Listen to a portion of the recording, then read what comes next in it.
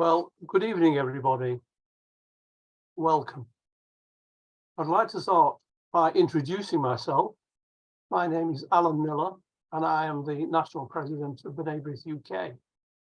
And I warmly like to welcome you all to tonight's event, which is brought to you jointly by a partnership between B'nai B'rith UK, Jewish Renaissance magazine, and the Jewish Music Institute.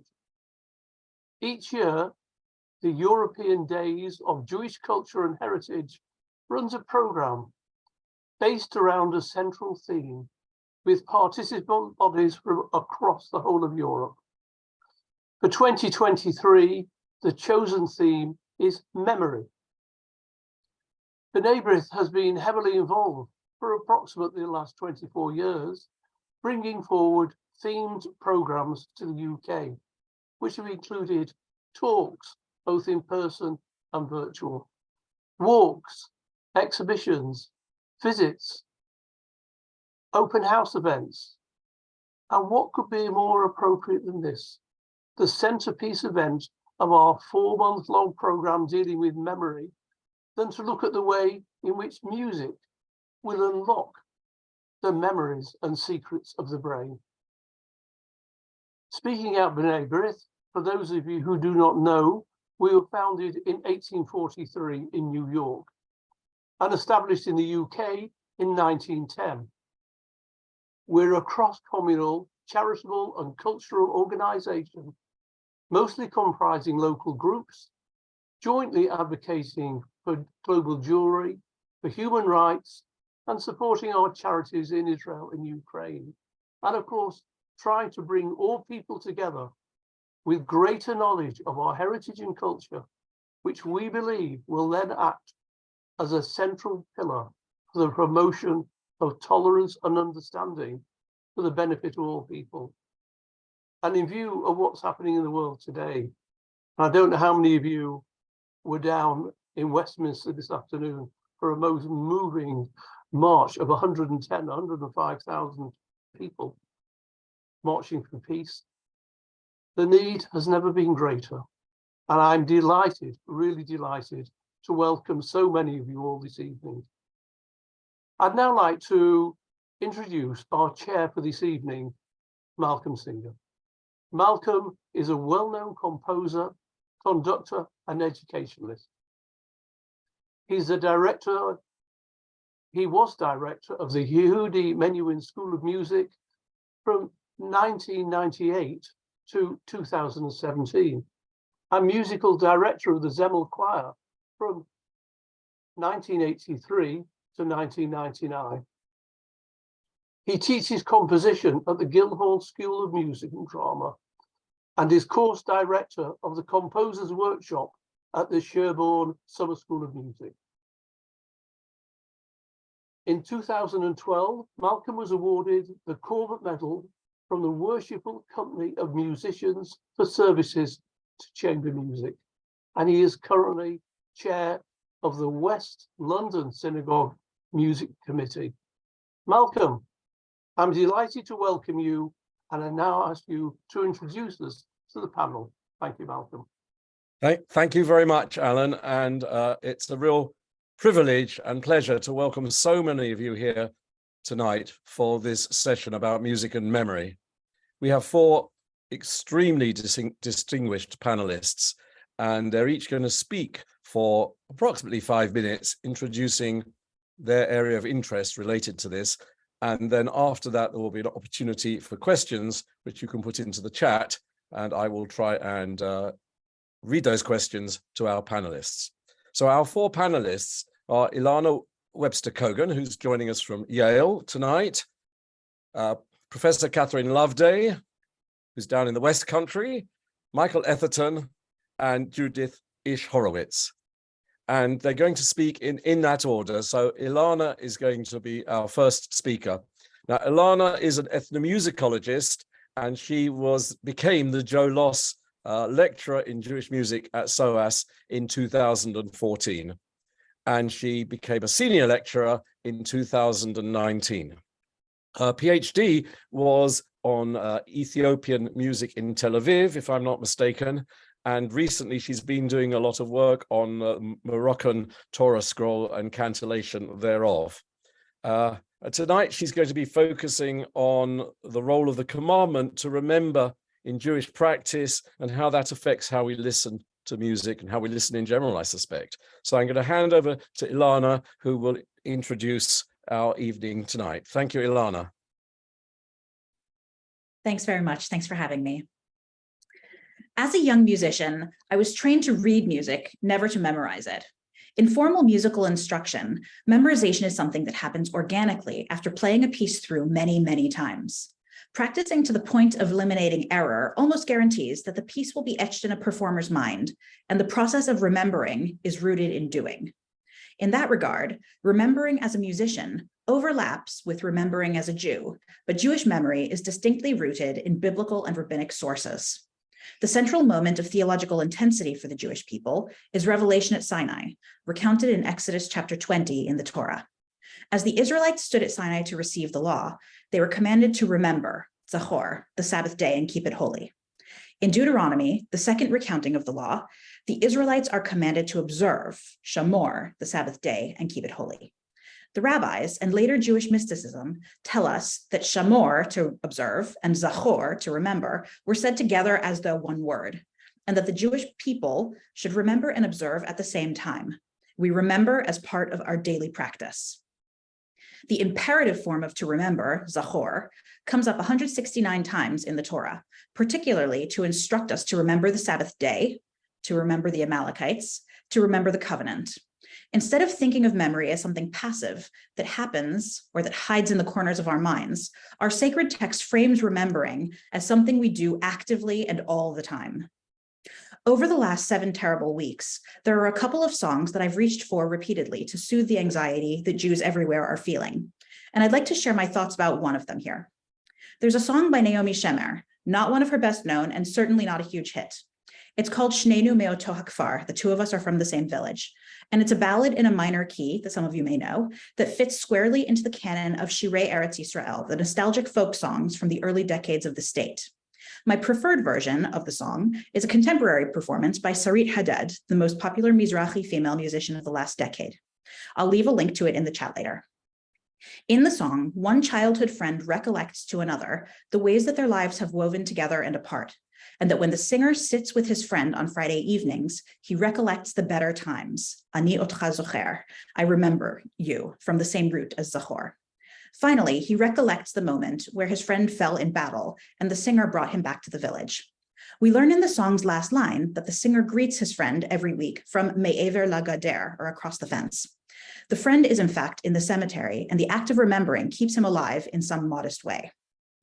What does this song provoke that I reach for it now for comfort? In my everyday life as a lecturer in Jewish music, supported by the Jewish Music Institute, I often avoid Naomi Shemer if the material seems kitsch or too obvious or unfashionable or politically tricky. But this song does something for me, and for the extremely left-wing students I play it for, that much of that oeuvre doesn't, and I submit that it is the central role that actively remembering has on this particular relationship, a relationship from two sides of a fence that so many of us can relate to. Keeping a memory of mutual trust and affection through adversity is extremely demanding. We in the UK are on one side of the fence. Our experience of this agonizing moment is distinct from the experience of family and friends in Israel and maybe Palestine too. But this song has helped me to make sense of what our role can be from far away. We in the diaspora bear a great responsibility to remember, because rather than speaking Hebrew all day and encountering Jews at work all the time, we need to work more actively towards remembering the covenant. The music that can really help us through the darkness, music that we try to promote at the JMI, is the material that not only lives in the recesses of our memory through nostalgia and happy associations, but that prompts us to engage the Jewish principle of Zachor, that helps us to do so as participants and not spectators of our history and our communal lives. Thank you. Thank you very much. Thank you very much, Ilana. I'm sure that will provoke quite a few questions. I've jotted down 1 or 2 already, but I will wait until we've had our 4 speakers before we take any of the questions. And thank you for being so organized and brief and to the point. Much appreciated. Now, Professor Catherine Loveday, who's going to speak next, is going to come at the subject from a very different point of view. She has a PhD in neuropsychology about memory and aging, and she's worked on the nature of normal and impaired memory.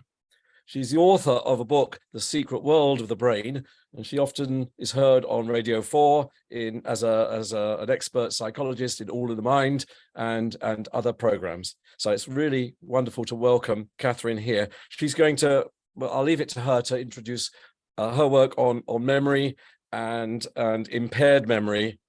Over to you, Catherine. Thank you very much.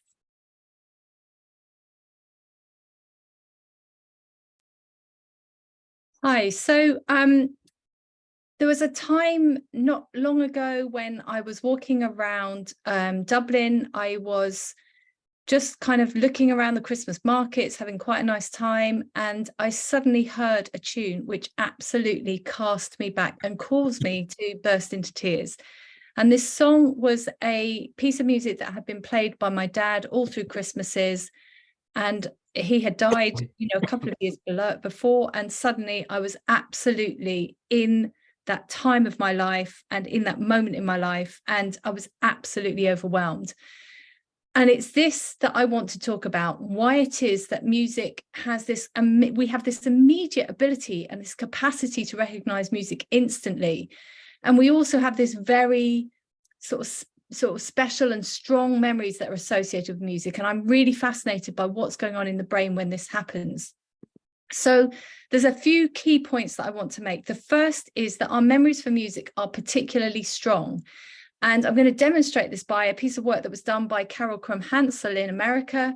And she was playing people very, very short clips of music. So I'm going to just play you very short clips and I'll tell you afterwards what they were.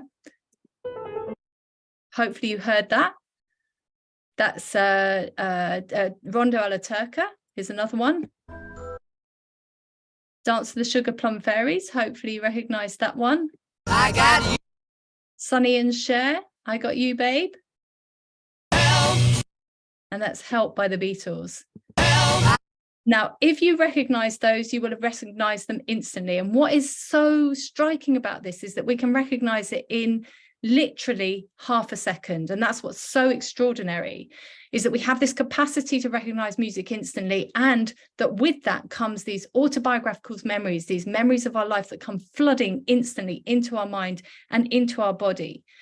The other thing I want to point out is that as you kind of know, and you will have experienced, musical memories can withstand a huge amount of neurological damage. And this is a clip from a YouTube video that went viral about a man who was sitting there looking very, very miserable and completely disconnected from the world. And the minute these headphones went on him and he listened to the music from his youth, he was back there again. That's the second thing I wanted to mention. And the third thing I really want to say about memories and music is that we can see from brain scans that our autobiographical personal memories of our life become structurally linked to music in our brain. So not only does music, the musical memories themselves exist and last for a long time, but they also become functionally linked to our autobiographical memories. And the last thing I want to mention before I finish is just a very sort of brief mention of some of the work I've been doing trying to explore the nature of our musical memories. And we looked at, I don't know how many of you ever listened to Desert Island Discs. I've always been fascinated by it. This is this Radio 4 program where people take 8 songs with them to a desert island, and then they're asked about those songs. So we had a look at those. We took a sample of them and had a look at the ages that those songs come from, not the songs themselves actually, but the memories that they associate with them. And we found this lovely peak between 11 and 20, which we know occurs in other research as well. And this slide shows an amalgamation of quite a few studies we've done now. We've done about 6 or 7 studies, and we reliably find this peak around 15 to 19, which is called a reminiscence bump. And this is true for people's recognition of memory of music. It's also true about the actual memories that people have associated with the music tend to come from that time. And it's also preference. And it's important to say that those are not necessarily the same. We can have a preference for music from this time, and not necessarily even like it. So all of those three things happen. And there's a number of theories about why that might be going on. Some of it is because we experience things for the first time. Some of it is because our brains are in a particularly prime time to record memories at that moment in our life. But the thing that we've been focused on is the relationship with identity, which I think follows on very well from what we've just heard. And this is that music becomes very linked with the memories that that define who we are. And that is, we've seen this time and time in our research. And the final thing I guess I really want to say is that the relationship that music has with memory is really important, because it helps strengthen our own identity, our sense of who we are, our personal memories in our life, but also the memories that are associated with our home and our culture and our community. But it's also really important in terms of our relationships, both on a one-to-one basis. We often find that people's musical memories seem to be related to an individual, to a person. But I guess the key thing that I'm really interested in exploring at the moment, and very happy to talk more about, is the role that music can play in terms of enabling us to have conversations with people that maybe we know less about, and ways of strengthening relationships between groups and between individuals who don't know each other so well, or potentially have divisions. So I'm going to stop there. I have loads more that I'm happy to talk about, but I've only been given 5 minutes and I've already run over.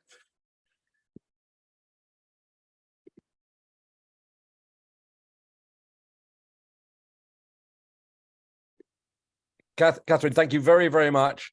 That's loads and loads I want to ask you about, and perhaps we'll have time later to return to that brain scan picture you showed, and maybe you can explain to us a little bit more about what's actually going on there. I've got quite a lot to say, but I also am not going to say it now. I'm going to pass on to our third speaker, Michael Etherton. Some of you will know Michael as the Chief Executive of UK Jewish Film, but I don't think he's going to be talking about film music particularly, probably not at all tonight, but film music's a memory from film music's and probably another area we could look at. He's an eminent musician, and he conducts Mosaic Voices, which is a male barbershop choir singing Jewish music, and has a blue book project, which is going back through a lot of the music that's been in British synagogal life throughout the 20th century, so this is where he's coming from, and he's going to talk about, I think, our memory of music in the synagogue. But I'll pass over to Michael and hand over to him. Thank you, Michael. Thank you, Malcolm. This is from the Jewish Chronicle newspaper. Your congregants, in most cases, know nothing of music and care less, so long as the tunes are familiar. They wish to draw a hard and fast line and say, "Thus far shalt thou go, and no further." Now, that was written in December 1893 by Algernon Lindo, pianist and musical director at the Bayswater Synagogue. He sounds pretty frustrated. He's angry at the power of the familiar to stop progress in synagogue music. And I know how he feels. By the term familiar, he's talking about the power of memory.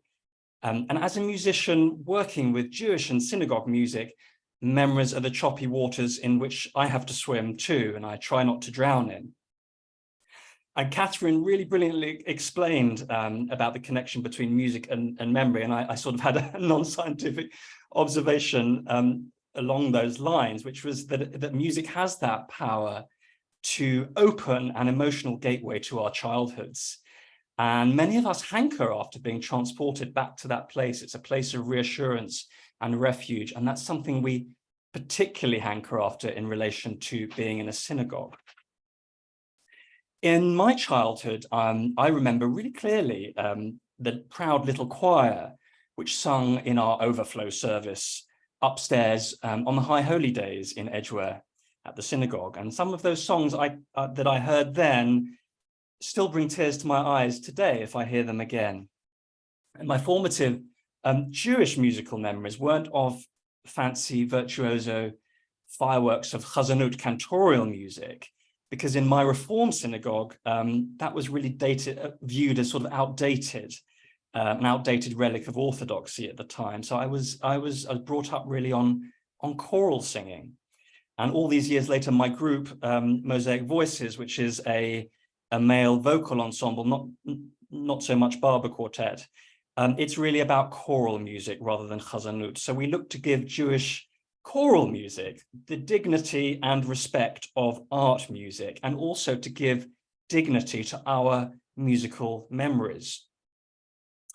And so it's all about embracing and echoing those musical memories. And that's why one of the things we've done over the last couple of years is to bring back to life over 150 neglected and sort of undervalued works from the now almost illegible Voice of Prayer and Praise, which is affectionately known as the Blue Book, and that was first written in 1899. And although these days most people haven't heard of the Blue Book, it's actually incredibly influential, and it's a source of Jewish choral tunes across all Jewish denominations. And I think many of those tunes, even if you don't know they're from the Blue Book, will be lurking in the depths of your memories too. Some of them were written in the 19th century, but some are much older and they're of unknown origin. Those are often, for me, the most intriguing and beautiful. And it's no coincidence that our latest album that we released with Shandos, Letter to Camilla, has its subheading, Music in Jewish Memory. But our musical memory can also be difficult to negotiate. And how much weight and respect does our memory deserve? Is respecting relatively recent memory so important that it trumps the preservation of what is unique and ancient about synagogue music? And last year, we embarked on a journey of discovery, for example, on of the familiar musical setting, which many of you will know, or will know a version of, Kol Nidre. Now, Kol Nidre is one of the Misinai Nigun, or Jewish liturgical works of great antiquity, and we were really interested to try to discover the earliest notated versions of Kol Nidre and to reimagine a new choral arrangement based on these most authentic or most ancient motifs and music. And our journey took us to the National Library of Israel, and we blew the dust off all these ancient manuscripts from the 18th and 17th century. And at the Kol Nidre service, we grandly unveiled this incredibly this new version of Kol Nidre, free of all the 19th century florid romanticism of Max Bruch, with a great lineage dating back hundreds of years. But of course, this wasn't what people wanted at all. They wanted the Kol Nidre that they remembered from their childhood. So in the journey to rediscover our musical heritage, we came up against a storm of memory. And their memory was their authenticity, and our arrangement was rejected as inauthentic, i.e. not confirming to recent memory.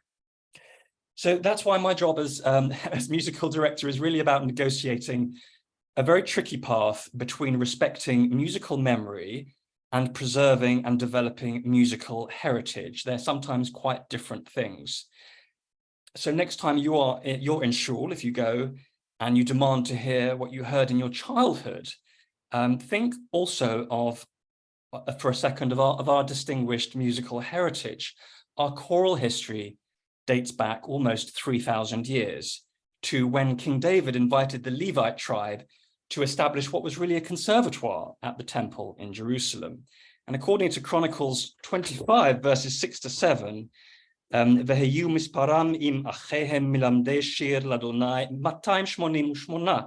the number of choristers who were trained in sacred singing was 288. And if only we could still remember today what they were singing.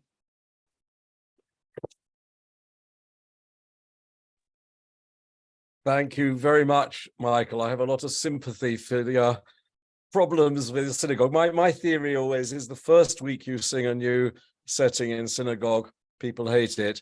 Second and third week, they kind of get used to it. And if you leave it out in the fourth week, they say, why didn't you sing that setting? We've been singing that setting for years. So the congregation can be very fickle with their memory, and I think the point that that Catherine was making about things that we heard at certain times in our lives stay with us. I always ask my composition students, what is your earliest musical memory? That's always the way I begin my first lesson with students. And my earliest memories are actually of crawling under the pews at Raleigh Close Synagogue and hearing the Orthodox synagogue, or rather disorganized chants at Raleigh Close, crawling under the Seder table and hearing my uncles singing very, very loudly at the Seder table, and crawling underneath my mother's piano and hearing Chopin being practiced, waltzes and mazurkas. And those are my earliest memories. But when I ask my composition students their earliest memories, it throws up all sorts of interesting thoughts. Anyway, I will not digress too far because I want to get on to Judith. Judith Ish-Horowicz has an extraordinary program at Nightingale Hammerson. She's co-founder and director of Apples and Honey, which was the UK's first nursery located in a care home. An absolutely extraordinary venture, which is cutting edge work in the area of having very young people with rather older people. And I'm very excited to hear her presentation. There'll be a little bit of a video as well. So I hand over to Judith. Thank you. Thank you very much. Thank you very much, Malcolm. And thank you to B'nai B'rith UK and Jewish Renaissance and Jewish Music Institute for inviting me to share the impact that music has on our intergenerational work at Apples and Honey Nightingale. I am quite passionate about it, as you will hear as I share what we do. So Apples and Honey Nightingale opened in 2017 in the grounds of Nightingale House Care Home, which is the South London site of Nightingale Hammerson. And we're the first co-located early years setting in the UK with a daily programme of carefully planned intergenerational activities that are mutually beneficial, both developmentally and therapeutically. Everything we do builds relationships and community, and music is the most effective way of evoking past memories and creating new ones. I'll just give one example of the multiplicity of benefits of the programme. Each engagement begins by singing Shalom. Everyone is named in turn, as each participant is a valued and respected individual. We wave. The movement is important. We then sing Hevenu Shalom Aleichem, a song that all our residents have sung in the past, and which many of whom will join in spontaneously, even those who are usually silent and appear to be unresponsive. We accompany the singing with rhythmical clapping and with cross-body arm movements to stimulate both sides of the brain. Our aim is to maintain skills and core strengths in our grandfriends whilst developing them in the children. The objectives are beneficial for both age groups, and whilst the children are gaining knowledge and developing foundational skills, our grandfriends are being stimulated cognitively, physically, sensorially, and emotionally in an inclusive, reciprocal social environment, and all this through music. We then move into the focus of that particular session in which the children and the grandfriends will play and learn together. I could talk more about our programme and how it is enhanced through music, but I don't think anyone can fully appreciate the impact unless you've seen it for yourself. So here is a short compilation of some of our activities. Each snippet develops the intergenerational relationships, especially valuable for those who do not have extended family and for children who do not have grandparents or great-grandparents nearby. And so Aviva, would you mind sharing? These are just some examples of what we do. Thank you.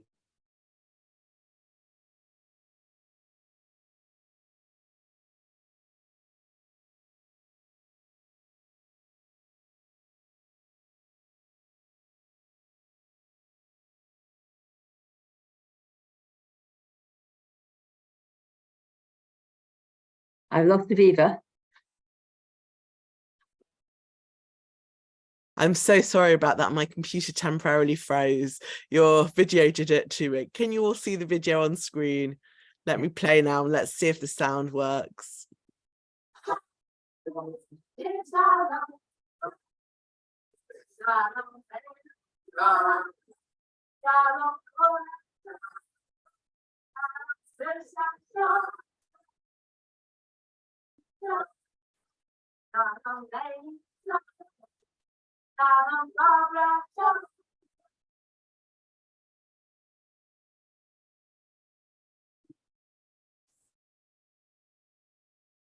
Aviva, we've lost the sound. Okay. Let me just try that one more time. Sorry about that.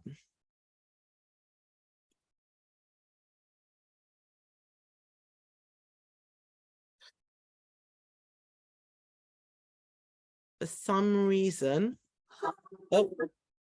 it liked your video a few moments ago when we prepared, but then it always happens, doesn't it? Let's try that one again.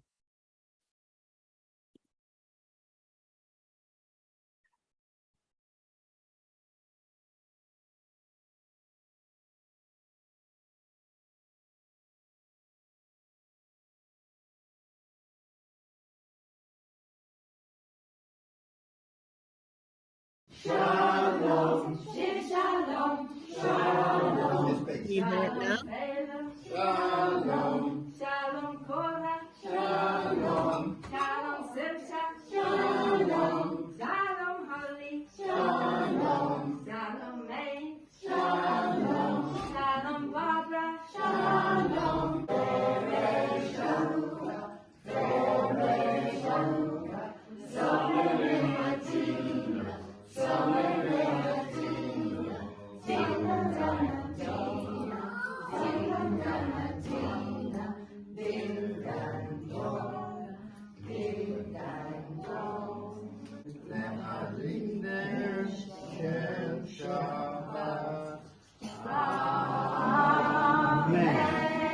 Gonna sing it? Yes.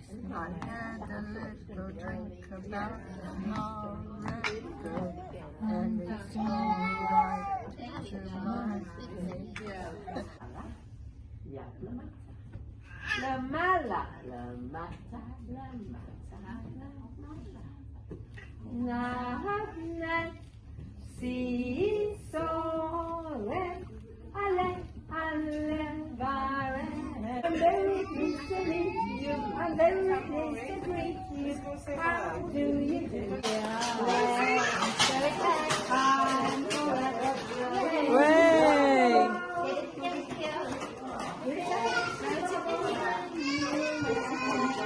Up in the air so high, let's go up in the air, up in the air, till we reach the sky. Two arms on the moon, keep the arms on the moon, throw to the air, now we follow it down. The shoulders, hands on the head, hands up, up, up. Hands on the head, hands on the shoulders, hands on the hips, and on the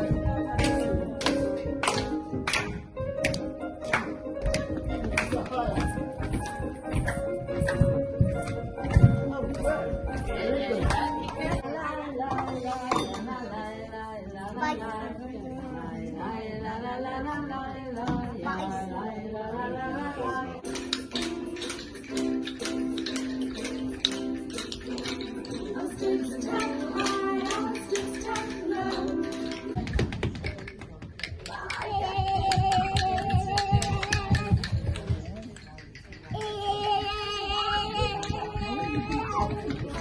Don't take out one thing, of course.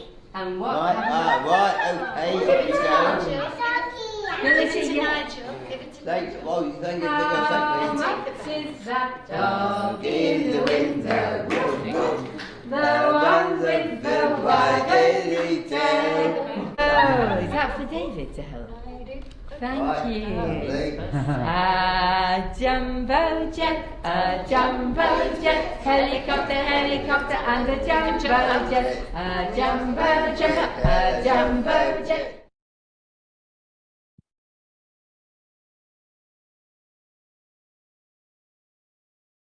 I think I'm out of time, but I'll be very happy to answer any questions if people would like to know. And you're always welcome to come and visit us because we do a lot more.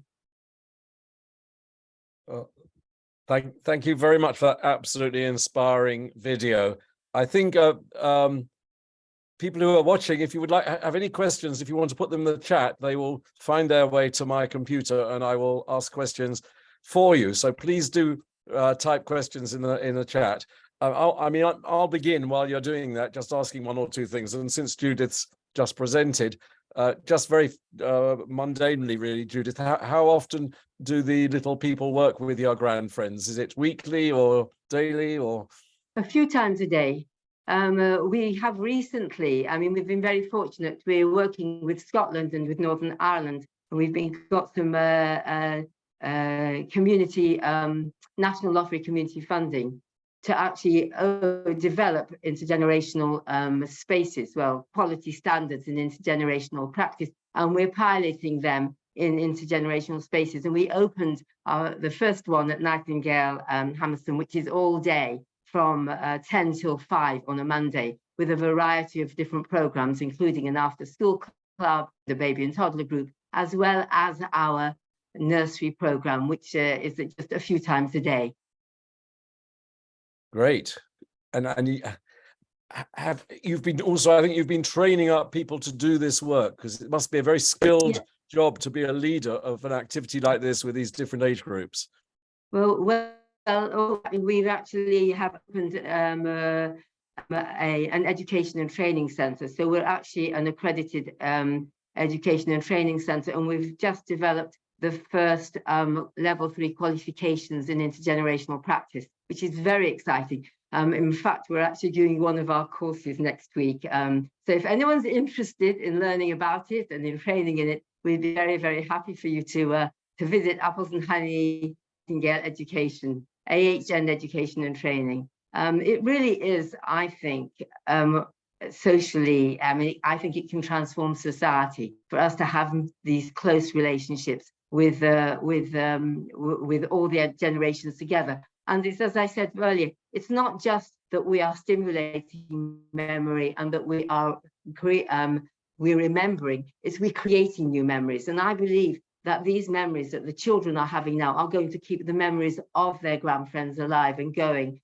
for many years to come, when they remember what it was like and the people that they learned from, the wisdom they learned. And so are you documenting your work from an academic point of view? Have you got? Yes, I'm actually, there's a research home care forum on Wednesday. They have actually sold out the in-person places, but you can certainly join still online. You can register. If you go to Nightingale Hammerston, to their website, there is the 3rd Care Home Research Forum, and I'll be speaking there about the research we've done with a little bit of evidence of the impact. Well, you'll be pleased to know that lots of people have put on the chat how much they loved that video and how inspiring it was. But these are not questions. So I think this chat should be saved for questions rather than those sorts of comments, although it's lovely that people are really enjoying that. But one person has asked, are the grandfriends all living with memory loss? Well, Nightingale House itself is a centre for it. We've got CQC outstanding, which is actually really phenomenal. And its particularly expertise is end-of-life care and dementia care. The average of entry, as I understand it, is 92. So there is a lot of dementia care there and end-of-life care. So yeah. But there are amazing programs happening across the UK for all different age groups. And the definition intergenerational is that there should be at least 25 years difference between them. So, some of us are actually quite eligible to enjoy intergenerational work too. Right, thank you very much. There's a question for Catherine, which goes back to what I was about to ask about the brain scan. If you could spend a little time explaining that, I'm sure we'd love that. I must just say, back in the early 1980s, I was studying computer music at Stanford University, and we used to have meetings with the psychoacousticians and cognitive psychologists, and there was fascinating research I remember 40 years ago going on about people who had strokes, who could not speak, could not use language at all, but if they were singing songs that they knew in their childhood, they could sing words perfectly well, but they couldn't speak the words. And it was fantastic research going on. So I began to learn, those were the early days at looking at how the various connections in the brain. So perhaps you'd like to take over again and share your screen again and talk us through particularly that slide about the brain scan. So I can do that, but it's probably easier to speak more generally because that brain scan is from a very specific study, and there's a lot of detail on there. But basically what that is picking up on, that study tried to specifically explore whether our autobiographical personal memories of moments, if you like, became, well, how they were linked to music. And it was a very clever study because they essentially they looked at what was going on in the brain when people remembered a moment, but also then they taught them new pieces of music and looked to see whether they became linked. And they found that there was an area in the prefrontal cortex, which is right at the front of the brain, that was actually activated when both things were happening at the same time and seemed to be kind of involved in linking them. So there's an awful lot of work on memory, and there's an awful lot of work on music. But that was the first one that really showed that there is something happening where these things become bound together. And this seems to be happening in the prefrontal cortex, but also some of the areas that were coming to life were the amygdala and the limbic system, which are all involved in emotion. But I think linked to that, and there are a couple of questions that pick up on this, is the more general stuff about what's going on in the brain when we listen to music. And so we know lots of the memory areas become activated when we listen to music, but we also essentially is almost, and it relates to what you were saying about the strokes, that the brain is incredibly active when we listen to music and when we play music. And it's almost easier to identify areas of the brain that are not active than ones that are active, because it's such a stimulating activity, and the reward pathways in our brain that make us feel good. But one of the things that's particularly interesting is why music seems to withstand so much, and this very important for these sessions that we're looking at, why it is that people can lose so much of their brain to a disease and still have this response to music.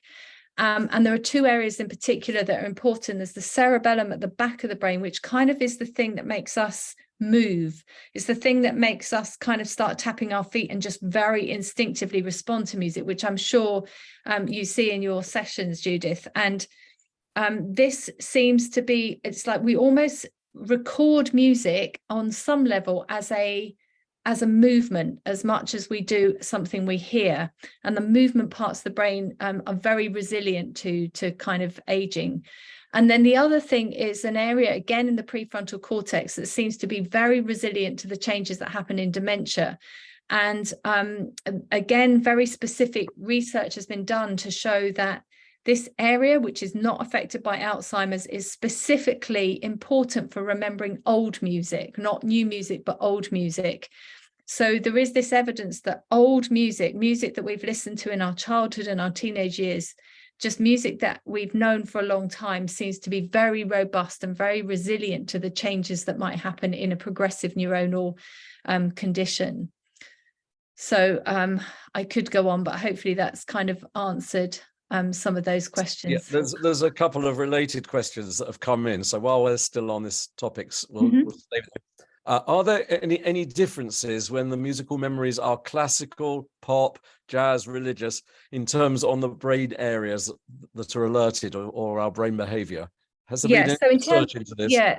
So in terms of memories, not really. So we see a huge, memories are very personal to people, and people's choice of music is very individual. And when you give people a free rein, they will go to the music that is important to them. But there is evidence that different types of music will impact, and some of this work's been done on animals, because on animals you have less of the socialization. It's almost a purer effect. And what you do see is that, for example, rock music can make animals bark very loudly. Dogs will bark very loudly, whereas classical music will kind of calm them down. There is this work that shows that if you play classical music in kind of particularly sort of aggressive or areas where there might be aggression, that teenagers will act much more calmly. In fact, they just leave the area. There is also certainly with religious music, there are the memories that are evoked means that people can have quite a sort of altered state of consciousness when they're listening to religious music. So it's more to do with the type of sound and the memories that are associated with the sound. So a particular genre we will associate with particular things and particular memories, but also there's some very universal things, like any music that's very complex or very loud or very fast will tend to arouse us more, and music that's quite calm will tend to make us feel calmer. There's also lots around things like major and minor chords and how it relates to the language we've learned. So people who've learned different languages will respond differently to music, because language in many ways is a music. So again, I'm trying to be very brief, but I hope that so experiments, for example, that look at French versus English and show that the rhythm of the French language means that they perceive and interpret music differently than somebody who hasn't learned French and maybe speaks English. I was just going to say, I have a colleague who, when he lectures, and there's a point here from Vivian Trenner about someone in amateur opera, someone who has a terrible stammer, but when they sing, they don't stammer. And I have a colleague, when he lectures in English, he stammers terribly. When he lectures in French, it's absolutely fluent. It's quite extraordinary. But it's taking us a little bit away from memory. There's a comment really for Michael to comment about, and this is from my dear friends Linda and Robert Brodie. You say, after decades of the primacy of the Blue Book, the influence has virtually disappeared together with the memorial legacy. And Catherine has showed that the age for embedding the precious memories are the teen years. But now that we have youth services, we've taken the youth out of main services. And I wonder if the possible advantage of youth services has a negative effect. Would you like to give us some words of wisdom about that? It's a really interesting point. Actually, if you come to the new West End Synagogue on St. Petersburg Place, you'll find that the Blue Book hasn't lost its influence. And as I said, you will know tunes from it, even if you've never seen a copy of the Blue Book. I think that, was it Robert? He's got a really good point, because if youth are never in main services, they never install these memories, and I think that there is a really important issue there. And I do think we do need to make sure that there is some kind of balance, and that young people participate in the main service and have the experiences which they will then benefit from throughout their whole life. The thing is with the Blue Book is it's quite a mixed bag. There's about 400 tunes in it. It was brought together in the 19th century. A lot of them are, if you were a Victorian and you heard them, you'd think that it was sort of often Victorian church music. There is a question mark over how indigenous some of these tunes in the Blue Book really are.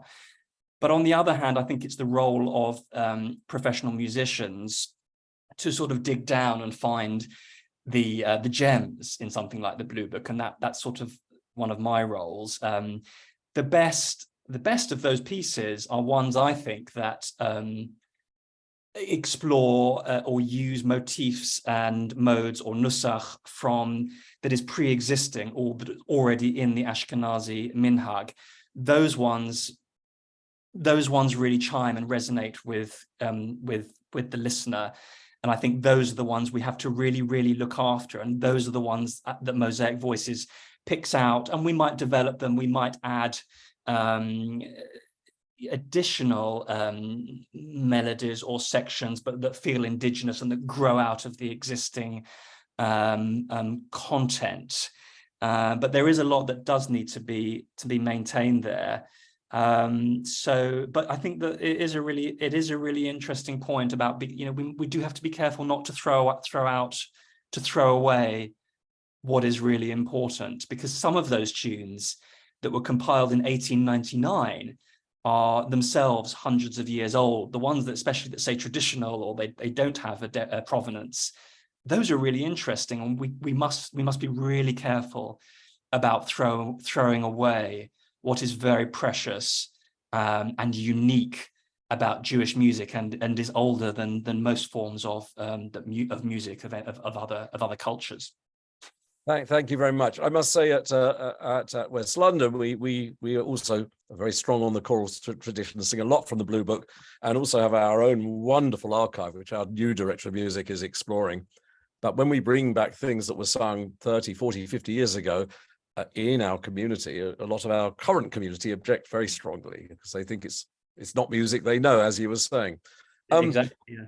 We're getting some wonderful questions and different things coming in. I'd like to come back to Ilana. So just to say, Ilana's put in the chat, you will find a link to the song she was talking about, the Nomi Shemer song, I'm pleased to say. Ilana, in fact, most of what we're talking... Hello, can you hear me? Yes, Yeah. I can. Sorry to interrupt, Malcolm, but before you ask me a question, can I add something on to what Michael just said? That might be connected to what Catherine wants to say too. As the parent of two small children, and I desperately try to get them to be excited about going to shul. I just want to say, and I'm interested to hear if Catherine has the same comments. Judith might too. That even for small children, my anecdotal experience from a sample of two, is that it only takes a little bit of exposure for memory and affection to become connected to one another. I have to drag my children into the adult service kicking and screaming. And the second they hear a tune that they recognize from school or from the children's service, they automatically agree to stay and think of being in shul as being a positive experience. So small children generally think of a 2-hour-long Saturday morning service as extremely boring, but the positive connection of recognizing a tune has such an immediately transformative effect on their feeling connected to it.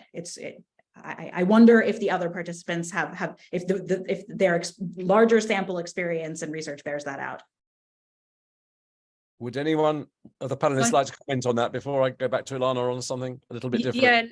Yeah, so I'd also put my hand up to say, in fact, I did a talk, which was a sort of 45-minute talk on music and memory to another Jewish group a couple of weeks ago, and the same question came up. So it's obviously something that people feel quite sort of passionately about. And one of the points that I wanted to make is that first of all, to say that this reminiscence bump is a bit broader. It's between the ages of 10 and 30, so it peaks at 15, but we have quite a broad sort of age gap. But also, absolutely, the point that Ilana made is really important, because we have also demonstrated something called a cascading reminiscence bump. So although we remember stuff from our own teenage years best, we will also remember stuff. If you look at people in their 70s and 80s, they will also remember stuff from their parents' reminiscence bump time and from their grandparents' reminiscence bump time. So there's this cascading effect where we are passing on our own reminiscence bump to the next generation, which is very much what you're talking about there, where there is this social connection, and we've seen it time and time again in our research. It's almost the most important reason that people choose a piece of music that's important to them, is that it reminds them of a person.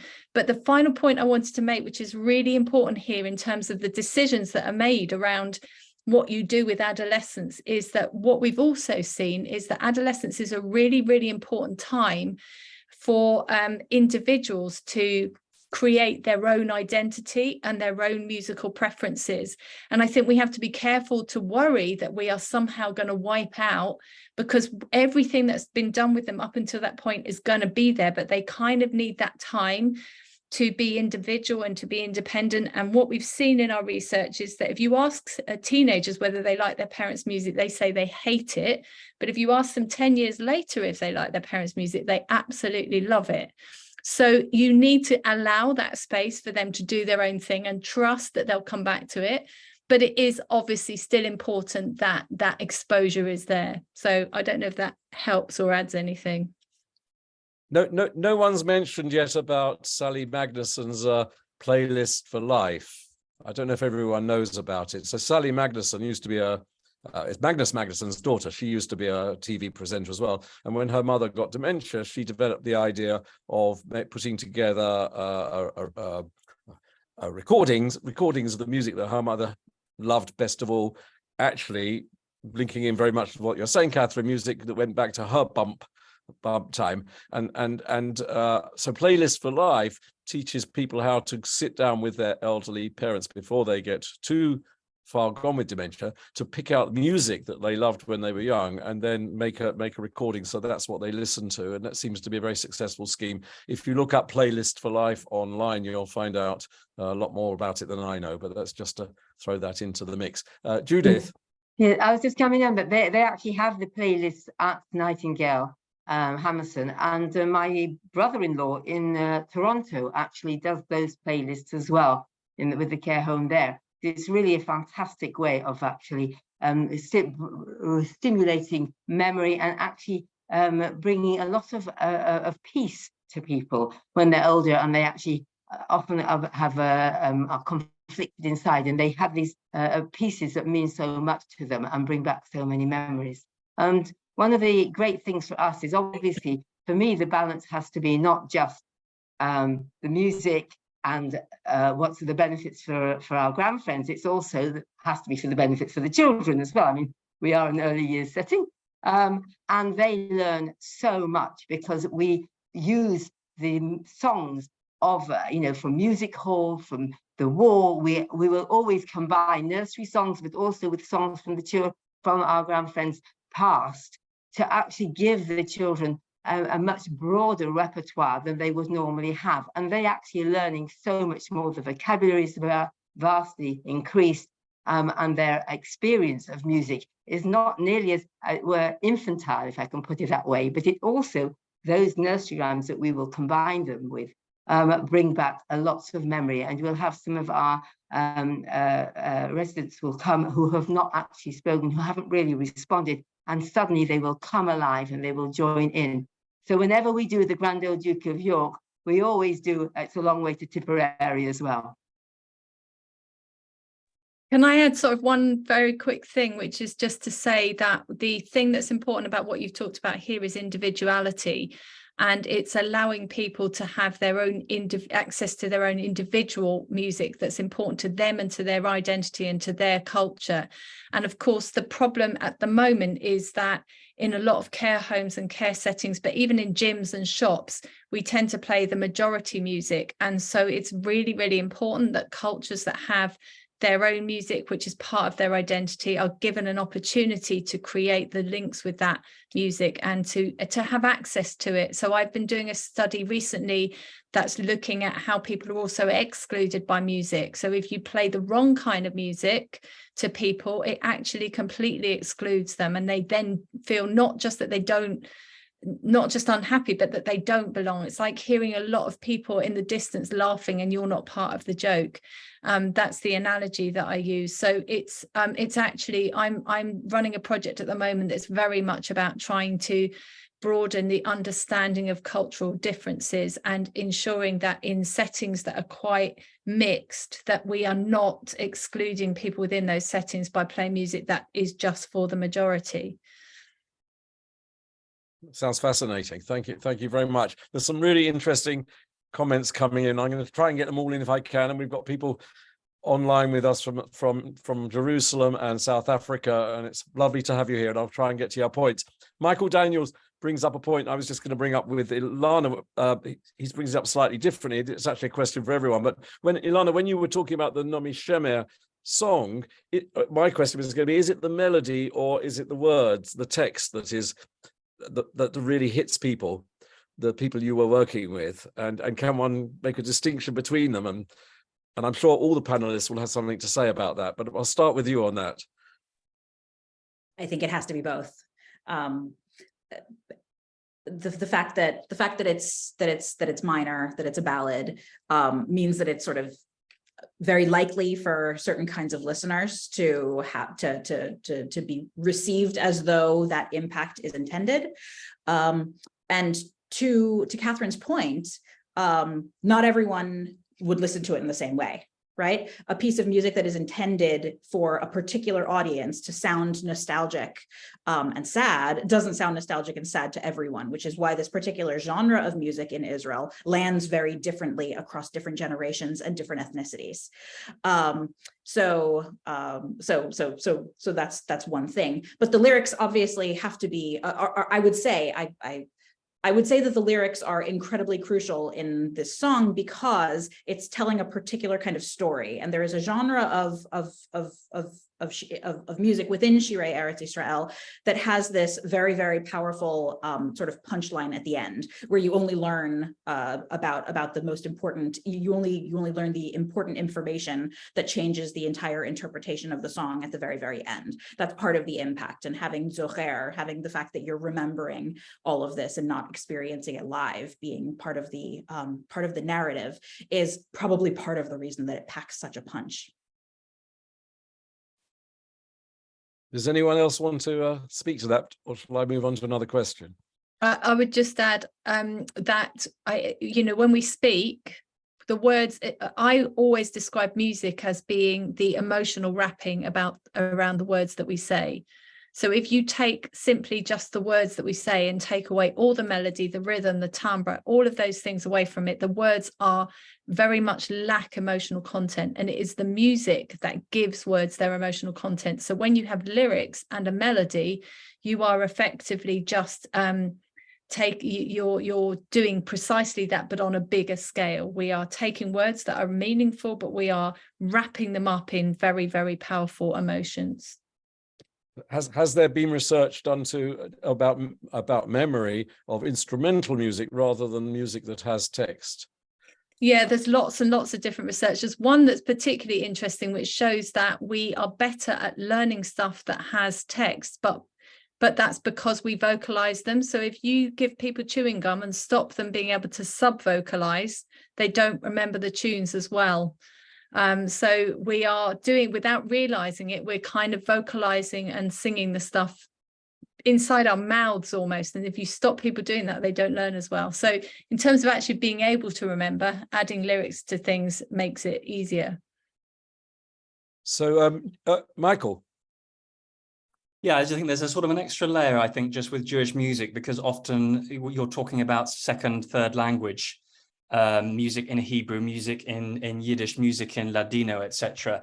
And that that's quite an interesting area, because understanding of those languages may be completely limited, or it may be reasonably sophisticated. I don't know how far that plays in. We do quite a lot of work in Yiddish and some in Ladino. We've recorded, for example, Rozinkas mit Mandlin and Donna Donna and Addio Querida in Ladino. And it's just really hard to know how they land in terms of people's understanding, but they are songs that people come back to again and again. They are pretty emotionally powerful, but I wonder if you need to have a basic understanding of the language for it to be really powerful. I don't know.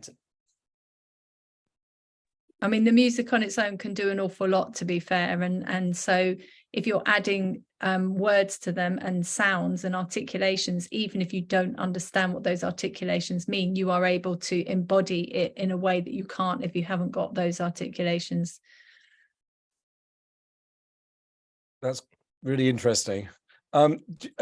Jean Rudolph, greetings from Johannesburg. Greetings from us in London to Jean. She says, and something I was going to bring up, actually, she's brought up African music is holistic in terms of music and movement. And in our research here, their memory incorporates and depends on movement memory. So I know that in many African cultures, they have the same word for music and dance. There isn't a different word. Yet we sit in concert halls and we sit very silent and we sit very still, as it's like it's a museum.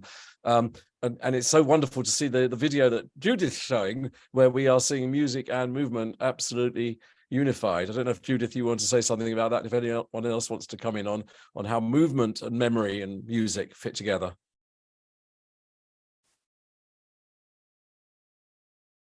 I'm not sure that I've got anything more particularly to add, but it does make a phenomenal difference. And you can see, I mean, we use both. And it's actually, I can see the impact it has on our grandfriends when we actually sing with that movement, because it actually makes them move in a way that they wouldn't normally, because I'm sure many of you have visited care homes where people are just sitting, and they're just sitting. And even though the music that they're hearing, which is being put on because people assume that that's what they would like, it wafts around them. There doesn't seem to be the same response.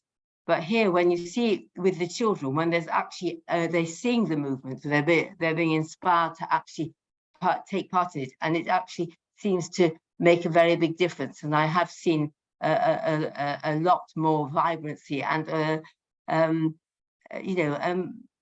it just transforms. That's what I can say, really. It just transforms. I mean, I will just add that what I said earlier on, which is this part of the back of the brain called the cerebellum, is very, very active, and it's so the fact that emotion and motivation and motivate and movement, all of those words come from the same place, and they're all about a movement and emotion and motivate, and they all happen in the back of the brain and in the cerebellum. And music creates motivation, it creates emotion, it creates movement, it creates all of those things, but it's doing it by stimulating the cerebellum at the back of the brain. So if you try to, as I say, when you try to prevent people moving or embodying the music in any way, you do lessen the chances they will remember what they've heard. So yeah, and also you can use music I'm sure people know this, but very, very powerfully in people that have movement disorders. So people with Parkinson's who can't move at all, a bit like with the stammer, as soon as you play music, they can move again. Vivian Trenor's written a little bit about going to kids concerts at the Wigmore Hall. Wigmore Hall has these concerts for children, and she's saying it looks like children under the age of 1 don't really know that they're listening to music. Does anyone want to comment on whether actually it is getting through to very little children, or when they start becoming conscious of it? I don't know how young Judith's children are, but from 3 months. We have children from 3 months, and I have to say I don't agree with that comment. There's an amazing early years expert called Dan who I'm not sure if I pronounced his name right, who focuses purely on babies. And I was just watching one of his snippets on I think it was on Twitter the other day, of a child, a baby's response to music. And I think from the very beginning, and they do talk about actually babies in the womb actually responding to music. So no, I think music is with you from conception, I would say. From minus about 20 weeks post, so yes, from absolutely as soon as we can hear. And loads of evidence now that shows that what babies listen to in the womb, they can remember when they come out. What I would say is that we shouldn't mistake children not sitting down and listening to it as them not understanding or listening or engaging with it. It is true that our brains have to develop before we can have a more nuanced understanding and memory for what we're listening to. But absolutely, children are responding from way before they're born. It's just that they might not sit and look as though they're listening to it in the same way. Thank you. Another kind of thread is developing on the chat, which is I find really interesting. It might be a little bit of a detour, but that's Ilana's mentioned about use the word prayer for the first time, and I suppose the question I put to you is the experience of listening to music.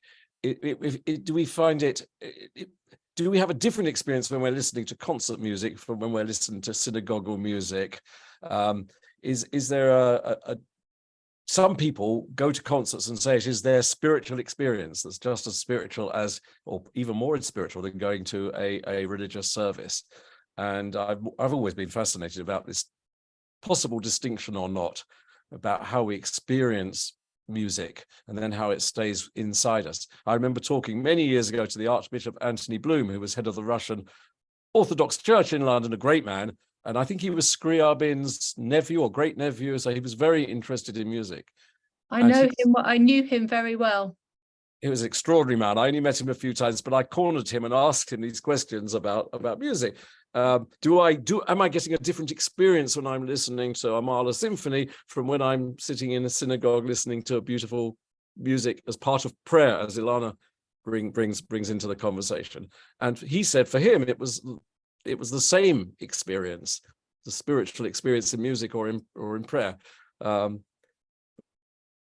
I discussed it with some very religious people who are also professional musicians who say, no. When I'm in church, it is a different experience from when I am playing on the concert hall. So maybe it just affects different people in different ways. But what's actually going on in the brain, I don't know. And whether, but Ilana, you've brought in prayer as moving us. Would you like to just say something a little bit about that and whether the religious aspect of it, the connection to praying to God in a synagogue, is something that adds to our memory of how we remember things and how it stays with us?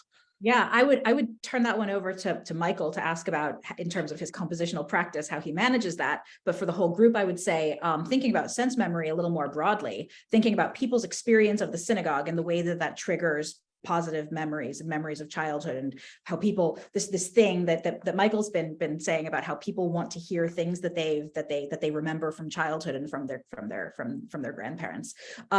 There's all this other stuff in the synagogue that happens. Some of it's sound, right? Like the clinking of the rimonim as you carry the Torah around. And there's other stuff like the smell of the synagogue that establishes very, very, very strong memories for us of all kinds of musical experience that isn't necessarily organized sound as such.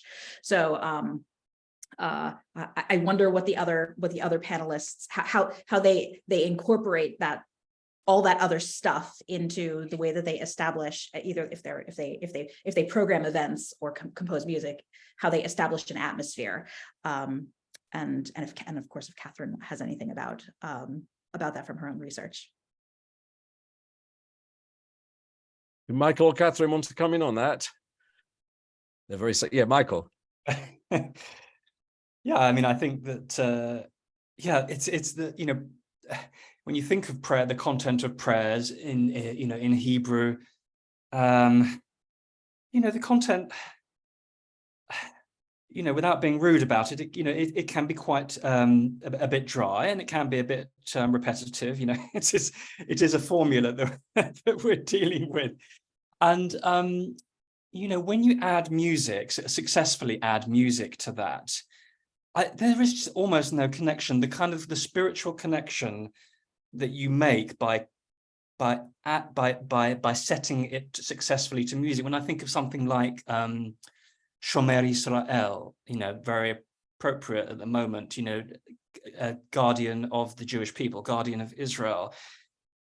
It's quite a moving text, but it's very, very simple. But if you add, when I still remember that from my childhood, and in fact we recorded it with Mosaic Voices. But when I think of the music, it just brings me to tears, and the words. So it's a completely different world. So that context is crucial, that you hear it in a liturgical context. But you're creating a whole world from something that otherwise can be really quite dry for a lot of us. I think that setting is absolutely crucial, that prayer setting. I think without that, many of us wouldn't go back to synagogue, without the emotional content that the music provides. Yeah, I completely agree, and you know, as you know, I'm not Jewish, but actually I was brought up in the Orthodox tradition that Malcolm was just talking about with Bishop Anthony Bloom. So I was also brought up in a situation with very different music to the music that most people listen to, and also very long, you know, 2-hour services. And as a child, I still wanted to go. And I don't, you know, I've always asked, why is it I wanted to go? But it's all those things that you say. So the music, particularly when the music is very vocal and when there's lots of harmony, the message that we are getting is of togetherness and attachment and community. And very often we will be singing along as well. And when you get, well, there's been studies that show if you get guitarists to play together, that their brains become synchronized. You actually see EEG patterns that are synchronized across groups of people that are playing and singing together. So, and as soon as you feel synchronized and connected to people, then you start producing oxytocin, and oxytocin makes us feel connected and bonded and very warm. And so it's all of these things. And actually the repetition that you talk about, repetition of words can get a bit tedious, but actually repetitive melodies can become very soothing. And we have this bizarre relationship with repetition as human beings, where we need a repetition at a level is very comforting and soothing. That's why you have a child that will go and watch whatever it is they want to watch hundreds of times. My sister must have watched Chitty Chitty Bang Bang like literally every day for about 2 years when she was that age. Repetition is comforting. So if you can get exactly the right balance of arousal and excitement and interest and repetition that makes it feel familiar and comfortable, then you are going to make people want to come back to it. And I know, and as a composer, right, that's what you're doing an awful lot of the time, is how can you find that balance between it being familiar and comfortable and nice to listen to, but interesting and catching people out and making them feel excited.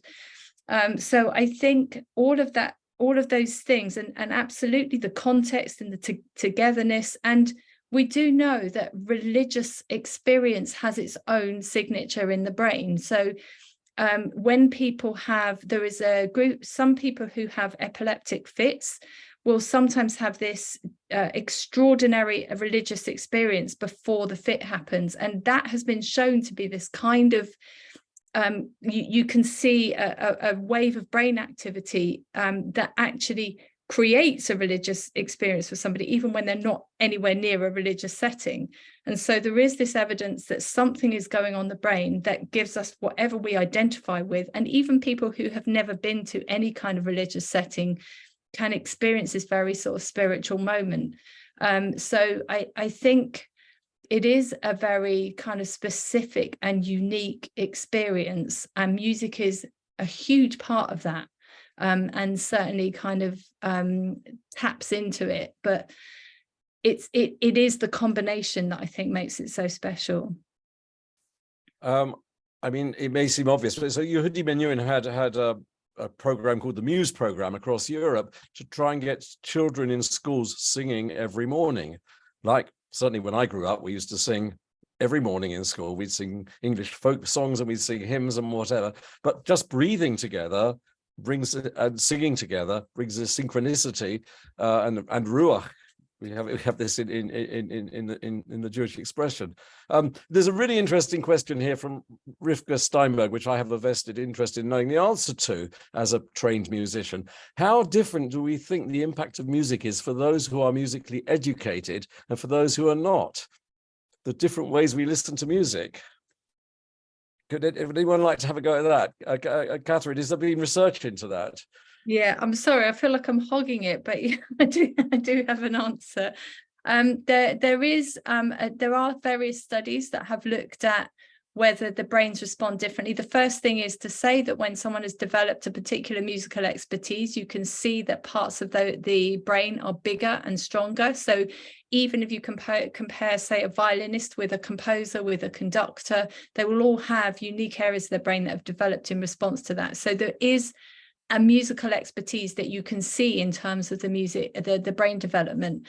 But it is also true that people with a small exception of people who have something called amusia, where they literally cannot interpret or understand music at all, with the exception of those people, everybody will still respond to music at some level, but the evidence shows that they process it in a different way. So very broadly, what it seems is that a non-musician or a less experienced musician will listen to things really quite holistically and look at the whole picture, whereas a kind of trained musician with expertise will tend to focus on detail. And you can see that in terms of the type of brain activity. So you can see greater sort of left brain activity, for example, when a musician is listening to music, because they're focusing more on all the bits and the detail compared to a non-musician.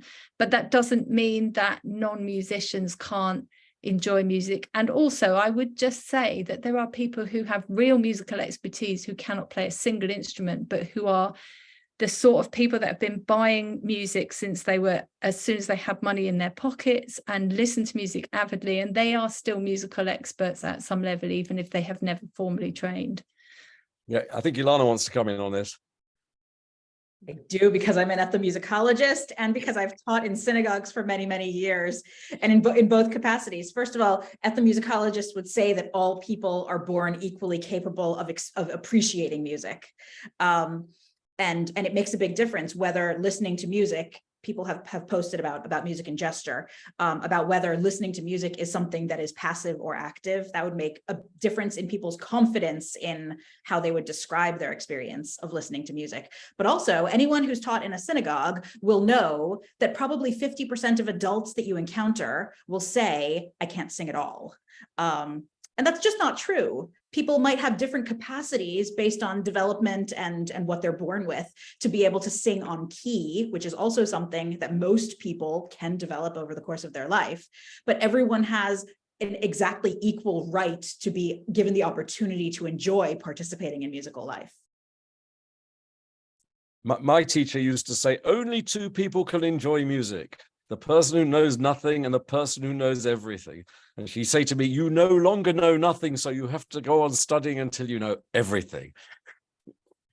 A little bit of knowledge is quite dangerous, but we experience music on a different. Everyone experiences it on a different level, I think, and so I have no idea what other people get from music. One can't.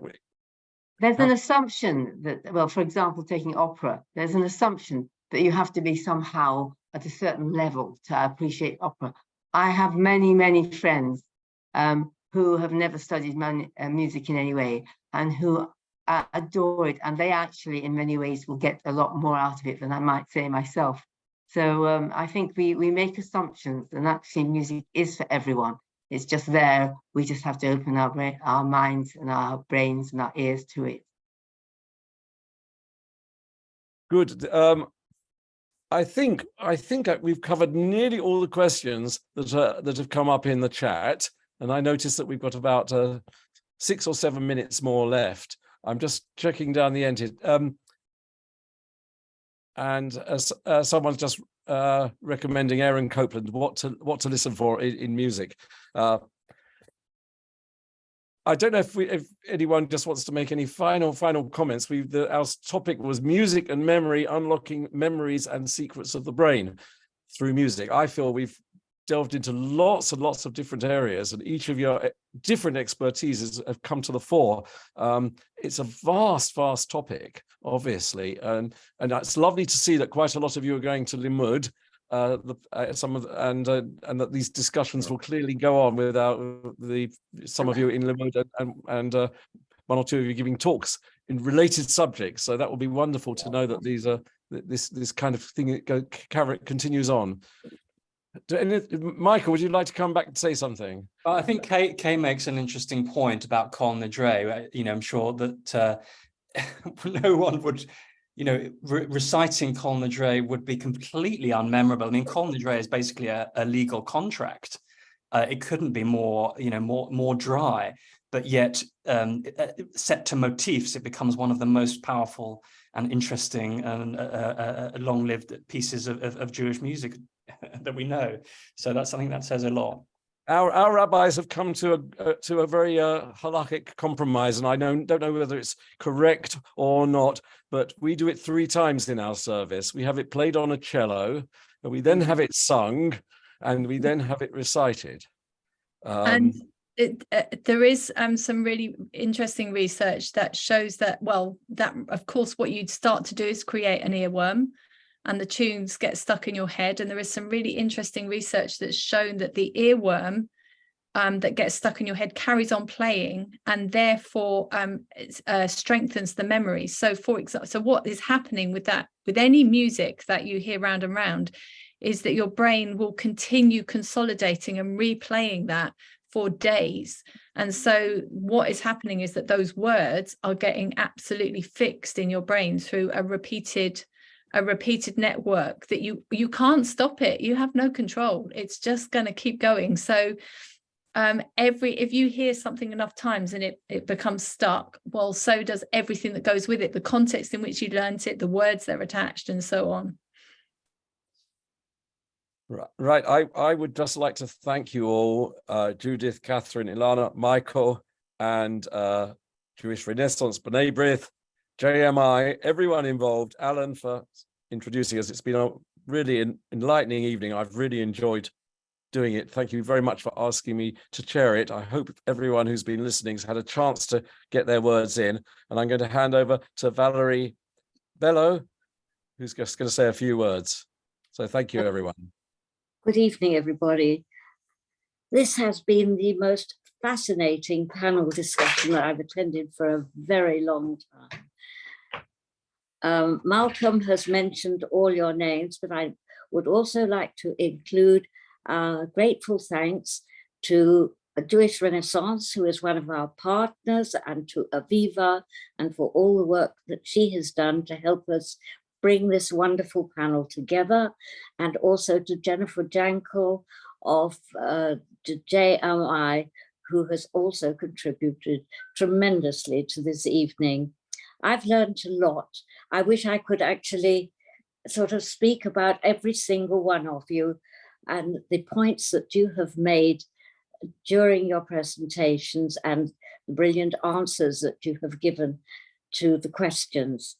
The last one was about earworms, and it's very strange that Catherine should have mentioned that, because I attended last week what at West London we call a combination service, and there were one or two of the tunes that we sing sort of month by month during this service.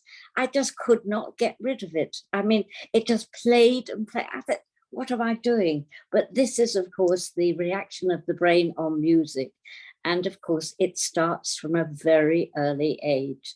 And I think it's a wonderful gift to be able to start children off with music, which really then remains with them for the rest of their lives, particularly if they have sympathetic teachers and people around them who encourage them. And I think if any of our wonderful panel were around, you know, so many people, they would learn even more. I could identify with so much of what you all said. And I think this is a discussion that really will continue. And I'd like to thank all of you very much indeed on behalf of B'nai B'rith for giving up your time to give us such a fascinating and erudite evening from which we have learnt so much. In appreciation, we are going to send each of our panelists one of what we call a Kiryat Gat certificate, which it states that a donation has been made by B'nai B'rith UK to our project in Israel, in Kiryat Gat, which is a settlement in the south of Israel, to finance their food program, which feeds 300 families. And of course, at the moment, it is needed more than ever. So you will be receiving that.